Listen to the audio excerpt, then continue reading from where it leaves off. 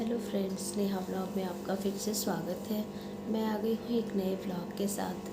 तो आज हमारे दिन की शुरुआत बहुत अच्छे तरीके से नहीं हुई है, क्योंकि बिस्तर से उठते ही जब घर में हल्ला गुल्ला होने लगता है और शोर शराबा होने लगता है तो सब कुछ बहुत अच्छा सा नहीं लगता है। क्योंकि मुझे लगता है कि दिन की शुरुआत अच्छे से होनी चाहिए, क्योंकि सुबह अच्छी होती है तो सारा दिन मन अच्छा रहता है, और दिन की शुरुआत ही गलत तरीके से हो तो सारा दिन बेकार हो जाता है। तो ऐसा ही आज हुआ हमारे हम लोगों के साथ, जब हमारी बर्तन धोने वाली जो आई थी आंटी, वो सारा काम अपना कर चुकी थी। तो जब बर्तन धुल रही थी और मम्मी जी किचन में चिप्स बना रही थी, तभी मेरे ससुर जी जो है वो, मेरे पापा जी जो है वो हल्ला करने लगे कि तुम लोग इतना देर तक सोए रहते हो, क्या करते हो, इतना लेट तक सोए रहना अच्छा नहीं है, ये वो बहुत कुछ बोलने लग गए। जो कि हम लोग को सुबह उठते उठते ये सब कुछ सुनना पड़ गया, जो कि बिल्कुल अच्छा नहीं लगा। और मन बहुत अंदर से गुस्सा गुस्सा सा हो गया कि अभी सुबह हुआ नहीं कि जैसे हम लोग सुनना शुरू कर दिए ये सब, कि इतना लेट से उठे हो, ये कर रहे हो, वो कर रहे हो, बहुत कुछ मतलब बातें हो गई। फिर मैं जब किचन में गई किचन साफ़ करने के लिए, तो देखा कि अभी किचन में कुछ काम हो रहा था। तो मैं किचन का काम छोड़कर चली गई नहाने, और सोची कि चलो नहा ही लेती हूँ, इतना लेट हो ही जा रहा है, अब लेट हो ही गया है तो क्या ही कर सकती हूँ।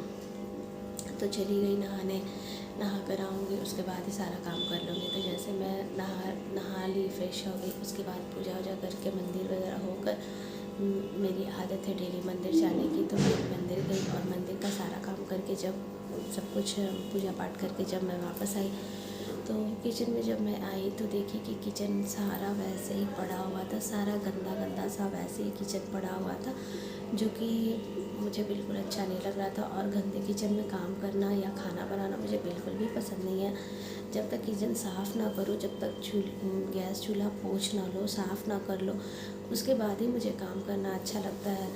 तो जैसे ही मैंने किचन में आया तो देखा कि पूरा किचन गंदा गंदा सा पड़ा हुआ था, और लेट हो रहा था फिर भी क्या ही करती, पूरा किचन साफ़ की हूँ पहले। और साफ़ करने के बाद, क्योंकि साफ़ उतनी देर तक नहीं होने की एक वजह थी, क्योंकि सासू माँ जो थी वो सुबह चिप्स बना रही थी, और वो किचन साफ़ भी नहीं हुआ था, कुछ भी नहीं हुआ था, किचन साफ़ सुथरा किया नहीं गया था। और उसी समय फिर वो बिना साफ़ किए ही चिप्स वगैरह बनाने लगी थी, तो जिसकी वजह से मैं साफ़ नहीं कर पाई थी। तो फिर मैंने सोचा कि वेट करने से अच्छा है कि चलो नहा ही लेती हूँ, नहाने के बाद ही हो जाएगा। अगर साफ़ सफाई हो जाएगा तो ठीक है, और नहीं होगा तो फिर मैं आके साफ़ कर लूँगी। तो जैसे ही मैं गए पूजा वूजा करके जब मैं आई तो देखी कि सारा किचन वैसे ही पड़ा हुआ था, कुछ भी साफ़ सफाई नहीं हुआ था। तो मैं पूरा किचन की सफाई की हूँ, फिर से किचन फर्श भी इतना ही गंदा था, झाड़ू भी नहीं लगा था किचन में, क्योंकि काम हो रहा था सुबह। तो मैं फिर से झाड़ू लगाई हूँ, फिर से पूरा साफ़ की हूँ, किचन धुली हूँ। और धोकर फिर मैं खाना बनाने गई, फिर खाना वाना बनाकर जब मैं खा ली हुई हूँ,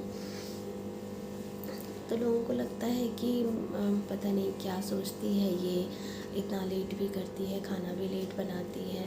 और अब क्या ही बताऊँ, अब किचन साफ़ नहीं हुआ तो फिर साफ़ उफ करने में 1 घंटा समय तो लग ही जाता है ना। तो वो सब करने लग गई थी, तो जिसकी वजह से थोड़ी लेट हो गई। तो खैर कोई बात नहीं, लोग तो कहते ही रहते हैं, ऐसे भी बहुएं गलती होती है, कितना भी कुछ कर लें फिर वो अच्छी हो ही नहीं सकती। तो